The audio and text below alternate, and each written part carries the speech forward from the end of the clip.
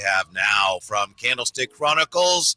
Nice enough to join us, the one and the only Chris Biderman. How are you today, Chris? I'm outstanding. How are you guys? Outstanding. Fantastic. That's pretty good. Yeah. We honestly appreciate you moving your schedule around for us. Thanks very much. Course. Yeah, of all the things that went well for the 49ers in the opener, what was Kyle Shanahan most pleased with? I think you have to start with Brock Purdy, right? Because it's not like the 49ers didn't see Brock Purdy play at a high level at the end of last year. But in my opinion, it's a pretty daunting task to come from off-season elbow surgery to not having really any off-season program out before training camp starts. And then to just sort of hit the ground running and at times look a little bit better than he did last year. I was impressed with, and this is just me speaking, just the poise, the ability to move around within the pocket and still keep his eyes downfield and find his receivers. I think Brock Purdy's playing quarterback at a pretty high level right now. And I think I would make an argument that if Brock Purdy, if he wasn't a 7th round pick and if he were 6'5", he would be talked about a lot different nationally than he is. I think nationally the conversation is like, oh, he's just playing Kyle Shanahan's offense. He's running it well. He's utilizing the weapons that he has. But if you watch him play closely, he's playing quarterback at a pretty high level. It's not just like insert any quarterback here and he can replicate what Brock Purdy's doing. I think we're seeing signs of him getting better. And I think there's a possibility that Brock Purdy, as this season goes along, if he continues to play this level and continues on this trajectory, we're going to be talking about him in a lot different terms than, oh, this is just a guy who can run Kyle Shanahan's offense. Right. And it doesn't feel like much went wrong on Sunday. I mean, yeah, you mentioned Brock Purdy, Brandon Ayuk had a great game after having a fantastic training camp. Jake Moody made all of his kicks. The defense had 5 sacks. Is there anything you took out of that game that is concerning for you looking forward? Yeah, the right side of the offensive line. I would say, Spencer Burford having 3 penalties. Colton McKivitz getting beat like a drum by TJ Watt obviously is problematic. And look, TJ Watt might be the best pass rusher McKivitz sees all season, but you still obviously like talking about Brock Purdy and the questions you have about him. My biggest question involving Brock Purdy is, can the right side of the 49ers offensive line hold up and keep him healthy throughout the season?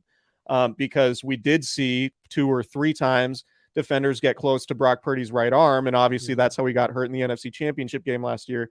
So that's a pretty substantial question. The one thing that is interesting too, from like a roster construction standpoint, is after the 49ers signed Nick Bosa, they restructured all those deals, Eric Armstead's, George Kittle's, Trent Williams, and they basically created $40 million worth of cap space. Now, obviously it behooves the 49ers to roll that cap space over into next year and the years after that, because the team will get more and more expensive and the cap issues will become more and more problematic as time goes on.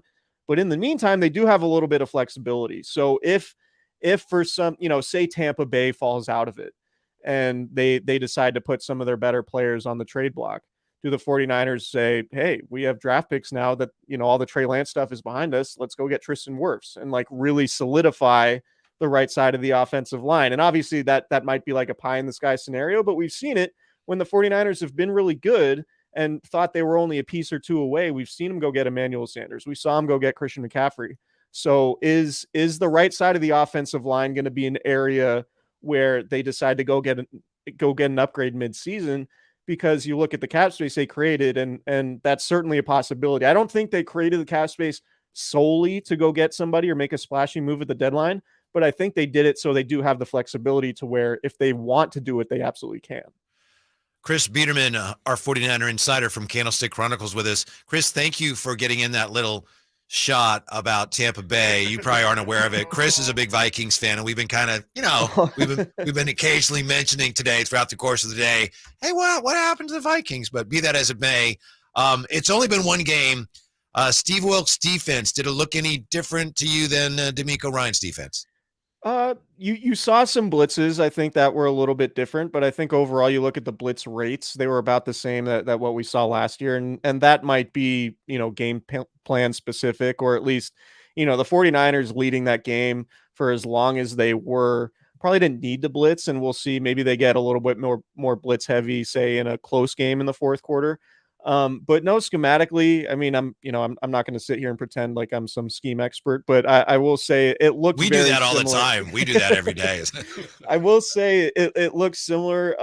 It's interesting that they seem to have sort of two nickel cornerbacks right now with Diamador Lenore and Isaiah Oliver. So I'm curious to see how that plays itself out. But no, like Talanoa Hufanga was flying around everywhere. Fred Warner was doing Fred Warner things. Dre Greenlaw continuously looks like he's just bordering the line of getting a personal foul on every play. But I know the 49ers love that aggression that he plays with. So no, nothing about the defense really surprised me because we've seen that defense play at such a high level for so long. But I will say, it seems like they've bought in, right? And that's not to say, I expected them not to be bought in, but when you have a new coach, you always look for how does the team respond? How do they respond to the messaging from the new coach? They were flying around and playing with a ton of effort, which was always a signature of the defense when Robert Saleh was there and when DeMeco Ryans was there. So the fact that they still had that same level of effort with Steve Wilks there indicates that, like, no, this team there's not going to be any drop off. I don't think. I would be very surprised if there's a drop off with a new defensive coordinator. They are so talented, and they still seem to have some ascending guys like Hufanga, like Diamador Lenore, I think, who had a pretty good game. You feel pretty good about Travarius Ward, where he stands. So overall, defensively, I thought, it's all systems go, and it looked like you wanted it to look if you're a 49ers fan. What did the blocking on that Christian McCaffrey 65-yard touchdown run, what did that just kind of symbolize for this 49ers team? Like that just seemed like one of those things I said earlier, like it's one of those things that it feels like every high school football coach should show that on Monday and say, this is exactly what we want from our blocking, from our receivers. Like what does that say about this 49ers team and their commitment to the run game? I think it's about buy-in. Like it is, look, the 49ers started poorly in the last two seasons, and then it led to them having to go on the road in the playoffs and win games. And we know it's substantially harder to win on the road if you're trying to get to the Super Bowl. And it's probably not a coincidence. The only time the 49ers have gone to the Super Bowl with Kyle Shanahan as head coach, they've had home field advantage. So I think the Brandon Ayuk block and the Ray McLeod blocking and just overall the receivers' commitment to playing with that physicality speaks to the urgency that they're playing with. And they're like, all right, we don't have the margin of error to like not play with maximum effort here early in the season, even though we know we need to play our best football in November, December, and January. All these games matter in the standings, and they don't have the margin for error because that's been proven to them the last couple of years. Yeah. So they want the NFC to run through Santa Clara. They want to be the team hosting the NFC Championship game, and that means winning all the games they can. And winning games can sometimes come down to a block or two here or there. And I also just think it speaks to who Brandon Ayuk is, who he's evolving into as a star player. You remember a couple years ago to start the 2021 season, Brandon Ayuk was hardly getting on the field early that year, right? Like he was kind of in Kyle Shanahan's quote unquote doghouse, in part probably because he wasn't blocking and playing with that level of intensity that he played with on Sunday. And so it's sort of emblematic of the strides he's made as a professional, as a teammate, as a potential star that he looks like he is. Like, yeah, he can run great routes and break off cornerbacks and make catches in traffic and do all those things. But he's also going to put a strong safety on his butt on a running play where they score a 65-yard touchdown. And that's really invaluable to the way the 49ers like to play, given the physicality they play with, given how much they run the ball. So I think it just speaks to a lot of different things, and all of them are positive at this point. Yeah, no block, no rock, and they all understand that. Chris Biderman with us. Do the Rams, Chris, loom as a bigger concern than we expected they'd be after the way they played against Seattle? Man, I just watched the Seahawks and Rams game, and to me, my big takeaway, I was trying to like glean something from the Rams. My big takeaway was like, man, Seattle looked awful. So it was just like the second half for Seattle offensively was just really horrendous. You thought they'd be able to throw the ball all over the place given the receivers that they have. But no, the Rams, I think it was just a scenario where they didn't really have anything to lose in that game, and they're certainly not going to have anything to lose Sunday against the 49ers. Given how many rookies are on that roster. It was like their offseason roster has something crazy, like 40 rookies or undrafted players. And so, like, like the Niners are clearly a team with a championship window, and the Rams are probably 3 or 4 years away from that, at least, right? At least getting there. So they're two teams in completely different different areas in terms of their developmental process. So I would expect the 49ers to come out and play. Like if they maintain their level of urgency, that to me is the biggest thing about Sunday's game. Can they, after a big win in week 1 against a pretty good team on the road in Pittsburgh, can they go and replicate the intensity that they had in that game in a game they should win, or do they take their foot off the gas at all? And if they do, it might be closer than we would expect, but I still think the 49ers are just talented enough that they can get by.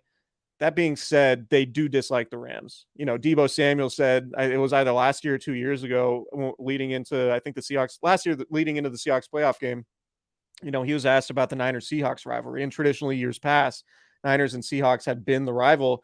It's like, nah, man, we're rival with the Rams. Like the Rams are our number one rival.